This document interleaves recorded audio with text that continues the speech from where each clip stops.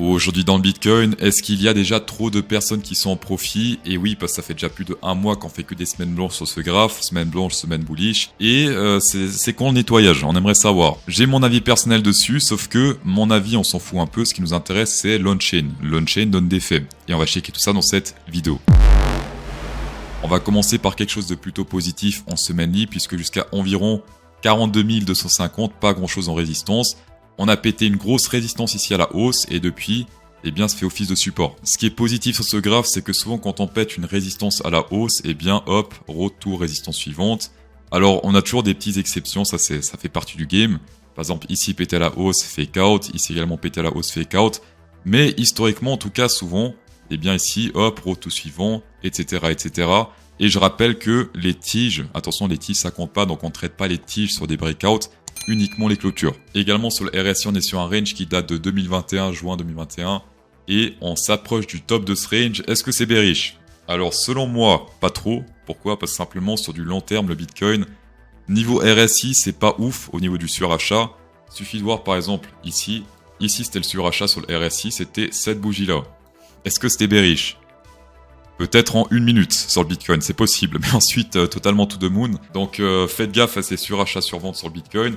Même pour les pumps qui sont pas forcément majeurs, comme par exemple ici, on était en surachat dans cette zone-là. Est-ce qu'il fallait vendre ici sur le Bitcoin? Risqué. Peut-être en 5 minutes. Je répète ici du coup cette target des 42 000 et quelques totalement réalisable sur l'action price. Mais attention, il faut être prêt à retester ce support ici autour des... Cette semaine, ce serait autour des 35 300. Un support se reteste. Bitcoin en daily, Bitcoin en jourly. Pour l'instant, ce qui se passe, c'est toujours ultra bullish. Tendance totalement haussière en daily. On est au-dessus de l'EMA 20. L'EMA 20 fait office de support plutôt solide. Sauf que je rappelle que, attention, tendance haussière. Souvent, ce qui arrive, c'est on teste l'EMA 20, des fois l'EMA 50 et on continue comme ça. Et l'EMA 50, pour l'instant, est autour des 34 311 $. Donc, ça peut faire très mal pour ceux qui ont des stop-loss dans ces zones-là. Et pourtant, on resterait totalement tendance haussière puisque l'EMA 50 fait office des supports des tendances haussières. Pour l'instant, regardez bien, doucement mais sûrement, on réintègre cette résistance à la baisse, un rejet à la baisse et pour l'instant, on dirait que le deuxième est en train de se faire. Pourquoi pas shorter le Bitcoin sans se rejeter une deuxième fois ici, ce serait clairement un signe de faiblesse et ça prouverait que cette résistance-là fait de nouveaux effets de résistance. Et chose également à laquelle il faut faire attention sur l'on-chain, c'est l'open interest. Et l'open interest est en train de commencer à faire une sorte de range, d'accord? C'est-à-dire qu'il y a des positions qui s'ouvrent, des positions qui se ferment. Mais en tout cas, les positions, le nombre de positions reste le même. Je vais faire un exercice ici. Sans regarder le graphe, on va regarder l'open interest. D'accord? Et on va identifier les ranges. Donc ici, petit range. D'accord? Ici également, petit range. Ensuite, on a quoi? On a clairement un range ici. Range également là. Et on va checker sur l'action price si ces zones étaient des zones d'achat ou des zones de vente. D'accord? Donc on va dézoomer ça. Hop. Enfin, plutôt zoomer sur l'action price. Et on va identifier, on va comparer ces zones de range sur le Pinterest par rapport à l'action price. Du coup, le premier c'était là, on a rangé un peu petit pump avant de se péter énormément la gueule. Donc ça, une fois plus, c'est une exception, c'est la news FTX qui a totalement fait cracher le prix.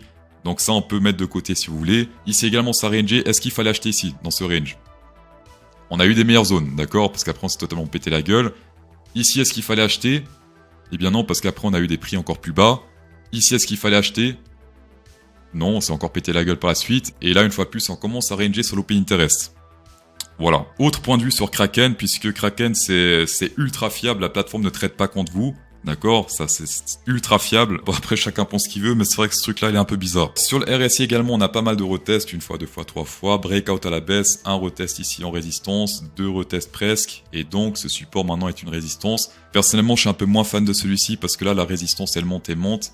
Et forcément, le RSI pourra pas suivre à l'infini. Avant de passer sur ce graphe on-chain ultra intéressant, félicitations aux moins qui ont gagné. Ils gagnent pas souvent, mais ils ont gagné une fois plus. Le gagnant s'affiche à l'écran et la question que tout le monde se pose, est-ce que mercredi 9h, le prix du Bitcoin Price sera au-dessus des 37 338 ou en dessous des 37 338? Mettez plus ou moins à la fin de votre commentaire. Et en plus, les gagnants de cette semaine remporteront non seulement 25 $ sur BitGet, mais en plus un rang VIP sur BitGet également. Ce qui est juste énorme parce que normalement, il faut des millions de volumes de trading pour être VIP. Là, je vous le donne comme ça. Le truc noir ici, c'est simple, c'est le Bitcoin Price. Le truc en orange, c'est les short-term holders. C'est ceux qui sont greedy sur du court terme, les impulsifs, on va dire, ceux qui sont pas encore trop longtemps dans le Bitcoin. Et les bleus, c'est les long-term holders. Et les short-term holders, selon moi, c'est un des meilleurs indicateurs. C'est eux qui achètent en retard ou c'est eux qui vendent en retard. Et souvent, il faut faire un peu l'inverse de la masse des short-term holders. On va essayer de faire une sorte de range avec les short-term holders. Plus ou moins... Comme ça. Ça paraît pas mal. Donc quand on rentre dans cette zone, les short-term holders commencent à être un peu greedy, d'accord? Ici, c'était pas très bon d'acheter.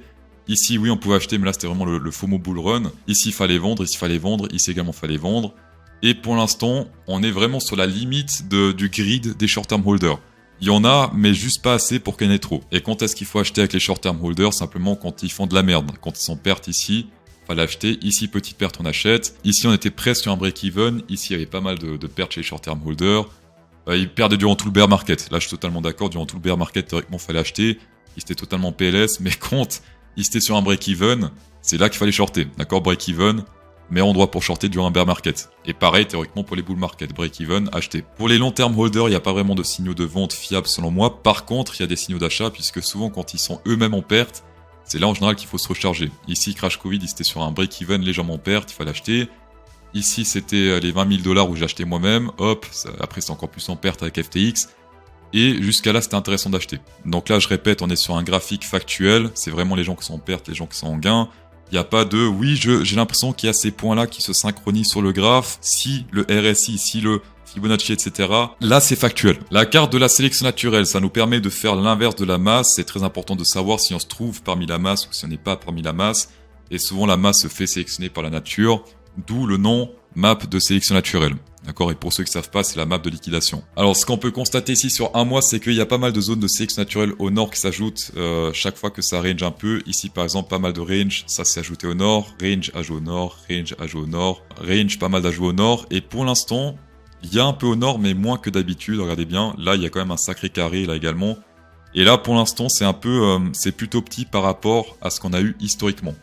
Est-ce que les gens ont peur de shorter? C'est fort probable puisqu'on a eu pas mal de pièges à shorter dans le passé. Donc forcément, à un moment donné, les gens ils vont moins shorter. Si on dézoome encore un peu sur du 6 mois, on peut voir que pour l'instant, il y a une zone ultra intéressante que je vais continuer à fixer parce que pour moi, on va la tester tôt ou tard. D'accord, ici, 33 820, pas mal de sélection naturelle. Juillet 2023 et ensuite on l'a testé ici, c'était en octobre.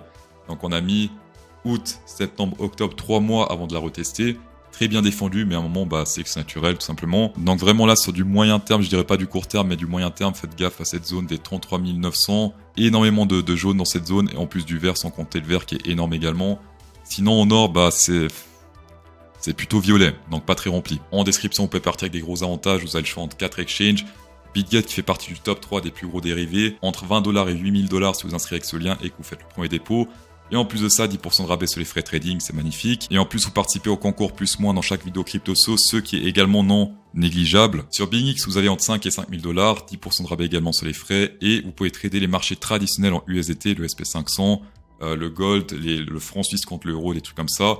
Ne pas négliger parce que souvent les gens ils traitent que les cryptos, alors que la majorité des cryptos c'est des shitcoins. Les marchés traditionnels c'est des vrais marchés avec des milliards et des milliards, donc c'est pas impacté par quelques whales qui misent 1 million. Et le marché pump de 20%. On va passer au vent de Ethereum qui est toujours très bullish. Attention, le Ethereum est très impacté par le Bitcoin price, par les mouvements du Bitcoin. Le Ethereum peut être bullish à 100% si le Bitcoin se pète la gueule. Le Ethereum se pètera également, malheureusement, la gueule. C'est pour ça que je préfère trader dans le marché crypto. Avant tout, le Bitcoin. Pour l'instant, il n'y a pas grand chose qui change. Il y a des niveaux importants qui ont été pétés à la hausse. Ce volume-là, ce range. Je rappelle que la target de ce range parallèle, hop, on prend la hauteur. C'est la 3e vidéo où je le dis, mais bon, on va vite faire. Environ 2500 $, voilà, première target. Et sinon, sur le RSI, on a clairement des signes de force puisqu'il semble rebondir sur un support. Là où sur le RSI, sur le Bitcoin, on a des signes de faiblesse. Et également, autre chose qui risque de changer le game sur le Pinterest, regardez ça, on s'est toujours fait rejeter par cette résistance-là. Une exception près, mais directement réintégration sans retest. Et là, regardez bien, on a pété à la hausse, retest et rejet à la hausse. Donc là, clairement, on est sur un changement de tendance. En tout cas sur le Pinterest, sur le Ethereum. Dans tous les cas, merci d'avoir checké cette vidéo sur un plaisir. Inscrivez un pouce bleu dans cette vidéo pour incrémenter encore plus le plaisir. Et bonne soirée.